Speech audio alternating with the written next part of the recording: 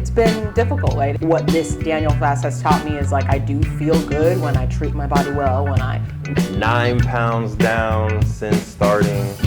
Just because you previously thought you couldn't do something or someone told you that you couldn't do something doesn't mean that you can't actually try and accomplish it. Thank you for tuning in to another episode of the Melanated Married Millionaires in the Making show. King, where can I go to stay connected with us? Y'all can stay tapped into the show at them4show.com. That's them4show.com. And you can follow us on Instagram at them4show. Now, let's get into the episode. You say that and then you laugh as if it's not actually going to be light. It's funny. No, it's going to be light. So for you, Queen, let's start off with saying why we are doing the Daniel fast.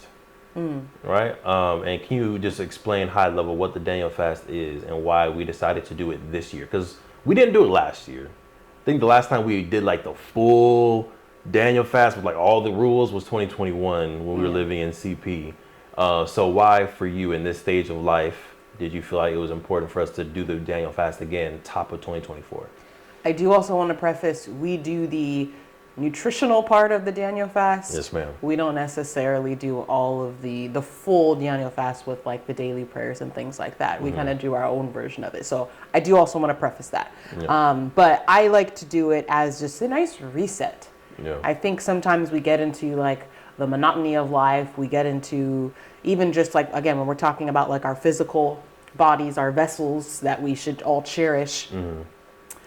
We get into the like, at least I do get into the state where it's like I just want to eat what sounds good, what feels good to me, and I don't even want to say feels good because sometimes it's just what feels good in that moment, but maybe not feel good long term. Because I think what this Daniel fast has taught me is like I do feel good when I treat my body well, when I nourish it with nice fruits and vegetables and nourishing foods, and it does remind me of like, I actually maybe haven't been feeling my best, even though it becomes the normal. That doesn't mean that it's your best. Right. And so, yeah, I feel like I'm actually a little bit more lethargic when I'm not paying more attention, as much attention to. Lethargic. I've heard it used in context, but what I'm trying to do better this year is like really understanding the words that I use. So when you say lethargic, what does that mean? I mean just low energy, low frequency, like, Thank you. Like when I wake up in the morning, I'm like, ugh. You know, here we go again. Like I gotta kind of like get myself up. Whereas like these days, I'm like, I'm up. Yep. I'm up. I'm typically up before my alarm. Do I get up before the alarm? No, sir, because it's freezing in the house. And I gotta turn on the heater and let it warm up. But I am up. And so like that's one of the things that shows me that like, okay, this is doing some good. I feel pretty good energy wise, although I do get hungrier throughout the day, and if haven't eaten, that the energy level starts to dip. But sorry, going back, explaining the Daniel fast. Bring it back, Sinclair. Bring it back. Explaining the Daniel fast. What we do, our version of it, is basically abstaining from any type of animal products. So we don't eat any meat, we don't eat any dairy products, we don't eat, again, really anything sourced from, except for bone broth. That's the one thing that I still have been eating because it is still very nourishing to get in that natural collagen. Outside of that, we do no animal products. We also do no sugar, no alcohol, and no wheat.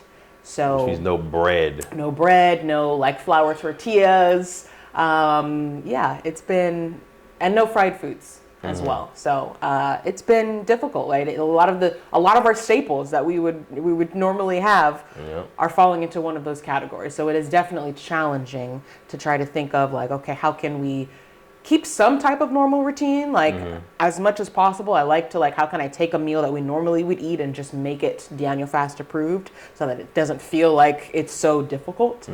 So things like chili, like we started eating chili.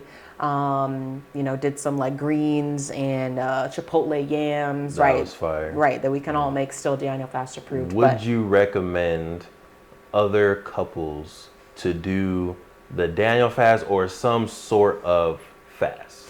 I do. I think the top of the year is a great time to realign, to do some type of fast. Whether, again, you can start with just like, I'm just going to eat less meat, or I'm going to eat more vegetables, or I'm going to abstain from added sugar or alcohol. Like I know alcohol is another thing that a lot of people are trying to cut down on or abstain from altogether. So I would definitely recommend it because, again, it shows you, one, it's difficult, and I think it's good to just do difficult things every now and then to show yourself that you can do it.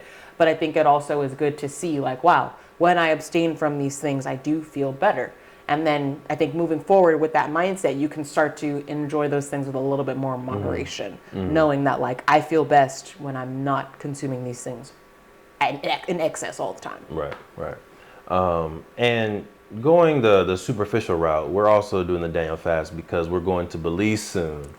And we wanted to make sure we can walk on that beach and look good, look fly. You know what I'm saying? So I know I'm 9 pounds down since starting. Queen, how many pounds down? 10. 10 pounds down since starting. Feeling good. So that's going to give us that confidence to walk the beaches of Belize with a Mai Tai or with something in our hands. I'm going to enjoy it. Well earned. So with that being said, let's keep it going. And talk about, Queen, what is something you want to bring into 2024 from 2023? This can be people, this can be a vibe, this can be an experience, a mindset, but what's something that you experienced in 23 that you're like, I like this. This was really good, and you want to make sure it comes with you in the next year? Look, we're going to get right back into the amazing podcast. But if you didn't know, in 2017, we created Black Wall Street, the board game, because we thought more families needed to know about the history of Tulsa Black Wall Street. More families needed to know about the legacy of Black excellence left behind of Tulsa Black Wall Street, that we can own a Madam C.J. Walker Beauty Salon. We can have a Booker T. Washington High School. We can have an Uncle Steve's Barbecue. We can have a Renaissance man like Simon Berry, who had his own taxi service and bus service that got bought out by the city of Tulsa. We have brilliance in our DNA. We wanted to make sure that your family can play a game that teaches them about this brilliance. So we have Black Wall Street, the board game, right here. We had the first edition available in 2017. That got sold out. We're on the second edition right now, or you can get the beautiful masterpiece version of the game as well. It's up to you. Head to playblackwallstreet.com and get yourself Black Wall Street, the board game, to empower you, your family, and generations to come. Playblackwallstreet.com. Let's get back to the episode. I mean, traveling. That's just been the last several years. But I feel like we took an amazing trip in March of 2023. Facts. That is just, I think, one of the highlights for us since we've known each other. And I just want to... Minus our wedding. You see how she do me?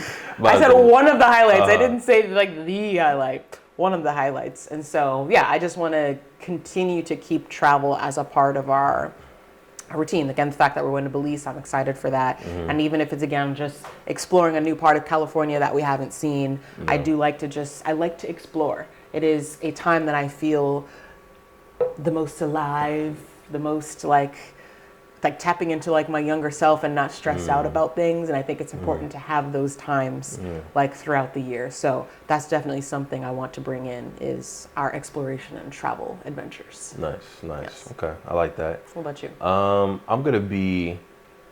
trying to be a little bit different than you, because that's definitely high on the list. Yeah. I think I want to continue to do things that I didn't think I was ever able to do. And I think doing the March trip is one of those things, right? And to give y'all context, this was an entire month. The longest time that I've ever took a vacation. During that time, I was also doing, unpaid leave from my work. If the Queen was doing, unpaid leave, like you weren't working that whole time. So like, I think growing up, I was always taught like you have to work hard, you have to earn your keep, earn your money. And I felt like taking an entire month off was never in the vision. Even when we met, we were dreaming big. It was never, let's take an entire month off and be okay economically. Right. So the fact that we were able to do that was just a huge blessing, and I think helps open my eyes to more experiences. I also ran a half marathon this year, which sure did. Was never in my cars. I don't think growing up I was like, I want to run a half marathon.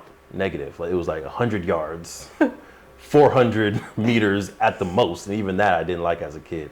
So just having the mindset to say, I'm going to run this half marathon, finish it, bones, muscles aching and all, salt all over my face. I think it was just a good accomplishment for myself to know, okay, I can do that. Yeah. So 2024, I'm looking to keep that mindset of just because you previously thought you couldn't do something or someone told you that you couldn't do something doesn't mean that you can't actually try and accomplish it. So yeah, that's what I'm taking into the year, Queen. Another half marathon? Definitely go do another half marathon. Shout out to my man Daniel, who peer pressured me positively into running it. But I think that's a part of the routine. It's part of the culture now. Every year we're gonna try to do one half marathon. I want to do it to where we travel to run it, right? So maybe one year. You sing we. You'll cheerlead. Appreciate you. I just want to preface. I will not be running a half marathon. It's not on my list of things to do. I will do a 10K. If there's a 10K at the same time, I can do that. But no. I need you full energy to carry me after the race. We can't both be hurting afterwards. But yeah, like being able to go to New Orleans, Texas, the Grand Canyon, like just go different places and run the half marathon or run the 10K. I think is a good way of doing both of the things that we want to bring into 2024. I'm here for it. Cool. You mentioned one more thing that I want to mention is that you talked about Daniel, who positively peer pressured you. And I think when you're talking about people that we want to bring into 2024, definitely want to stay close and tapped in with the other walkers. For sure. Shout out to the walkers. Yes, there's a lot of positive peer pressuring happening between the two of us, between travel or health or whatever, parenting, like definitely want to keep them tight knit close by. For sure. Yeah.